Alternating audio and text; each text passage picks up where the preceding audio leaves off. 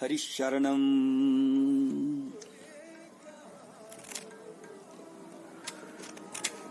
Srimad Bhagavad Gita lays stress on the eternal avatar, the God in man, the divine consciousness always present in the human being.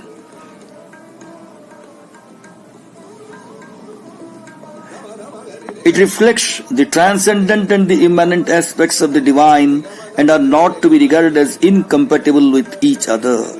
The teacher, who is interested in the spiritual illumination of the human race, speaks from the depths of the divine in him.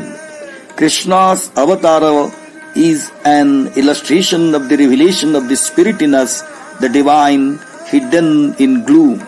According to the Bhagavatam, at midnight in the thickest darkness, the dweller in every heart revealed himself in the divine Devaki, for the Lord is the self hidden in the hearts of all beings. The glorious radiance arises from the blackest of black nights. In mysteries and revelations, the night is rich. The presence of night doesn't make the existence of light less real. Indeed, but for night there could be no human consciousness of light. The meaning of the birth of Krishna is the fact of redemption in the dark night. In the hour of calamity and enslavement, the Savior of the world is born. Krishna is said to be born of Vasudeva and Devaki. When our sattva nature is purified, when the mirror of the understanding is cleansed of the dust of desire, the light of pure consciousness is reflected in it. When all seems lost, light from heaven breaks, enriching our human life more than words can tell.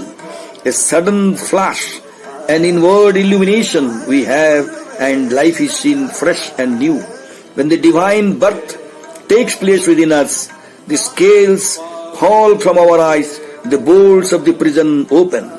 The Lord abides in the heart of every creature, and when the veil of that secret sanctuary is withdrawn, we hear the divine voice, receive the divine light, act in the divine power.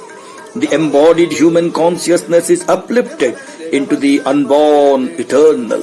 The incarnation of Krishna is not so much the conversion of Godhead into flesh as the taking up of manhood into God. The teacher slowly guides his pupil to attain the status which he has mama sadharmyam. The pupil Arjuna is the type of the struggling soul who has not yet received the saving truth. He is fighting with the forces of darkness, falsehood, limitation and mortality which bar the way to the higher world. When his whole being is bewildered, when he doesn't know the valid law of action, he takes refuge in his higher self, typified as Krishna, the world teacher or the Jagad Guru, and appeals for the grace of enlightenment. I am thy disciple, illumine my consciousness, remove what is dark in me, give me that which I have lost, a clear rule of action. The rider in the chariot of the body is Arjuna, but the charioteer is Krishna, and he has to guide the journey.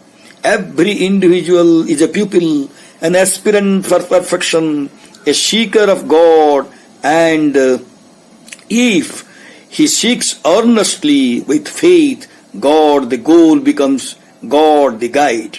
It is of little moment so far as the validity of the teaching is concerned, whether the author is a figure of history or the very God descended into man, for the realities of spirit are the same now as they were 1,000 years ago, and differences of race and nationality do not affect them.